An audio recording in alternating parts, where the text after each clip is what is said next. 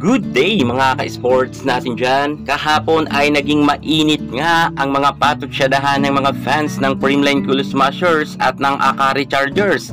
May kanya-kanya nga silang mga manok at sabi nila ay tatalunin daw ang Creamline. Ngunit nabaliktad ata ang pangyayari. Pinatunayan talaga ng Creamline Cool Smashers na sila pa rin ang karapat-dapat mag-champion sa PVL All-Filipino Conference Man or sa Reinforced Conference. Dalawang sunudan nga silang champion ngayong taon, kung saan ang Akari Chargers ay gusto nga sanang agawin na sila ang mag-champion, ngunit bakit sila inalat?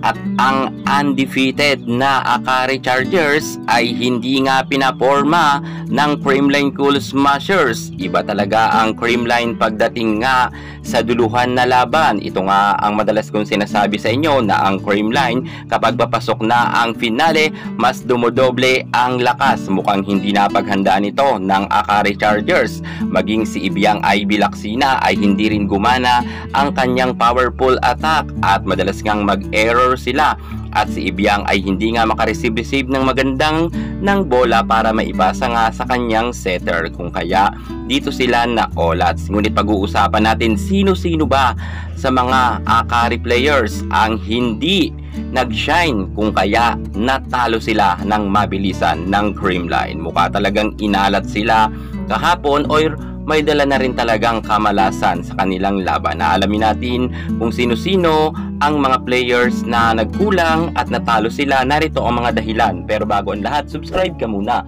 Click ang ating notification bell para lagi kang updated sa lahat ng issue sa volleyball. Susunod na.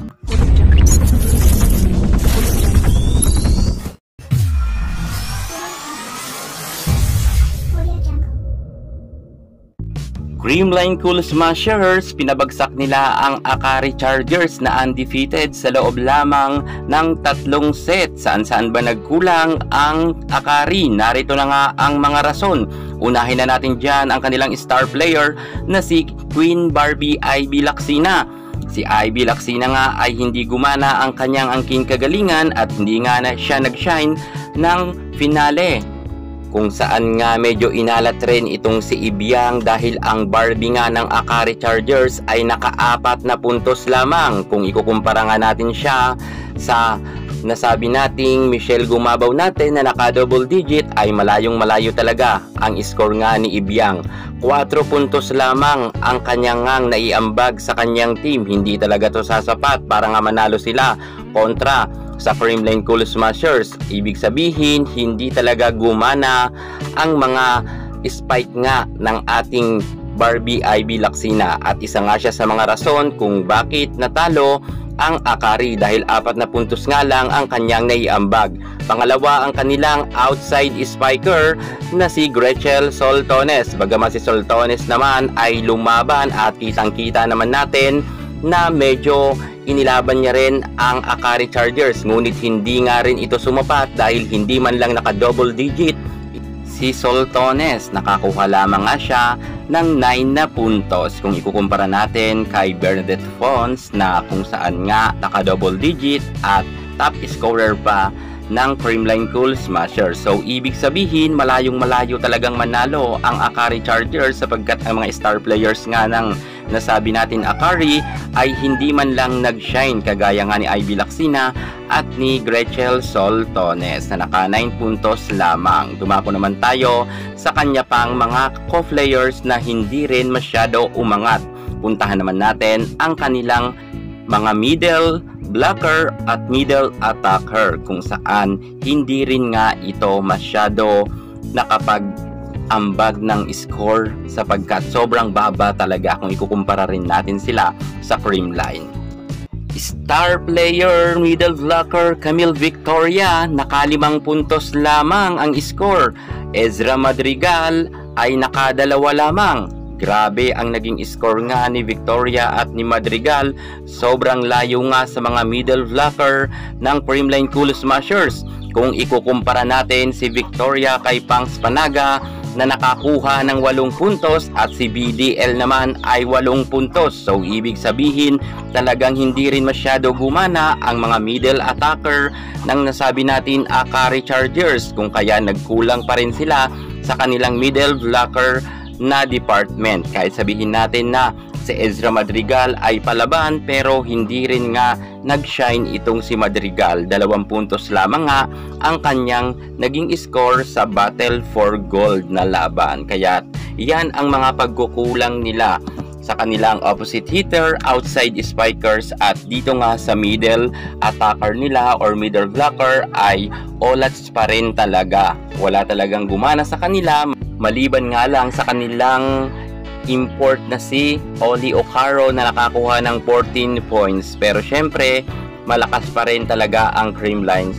sapagkat si Erica Stanton ay nakakuha nga ng 13 points. Halos pantay lang nga sila ni Ocaro na mayroon 14 points. At pagdating naman sa local players, walang-wala talaga sila kay Michelle Gumabaw at Bernadette Fons, kung saan nga naka-double digit ito.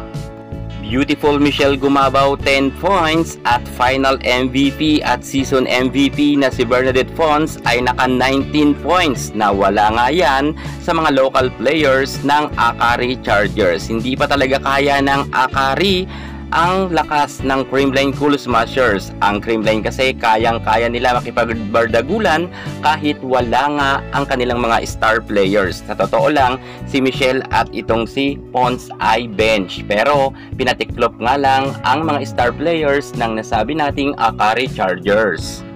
Patunay lang to na maganda talaga ang sistema ng Creamline Cool Smashers sa pangunguna nga ni Coach Sherwin Meneses, at malakas talaga ang Creamline Cool Smashers kahit mga bench ay mga palaban.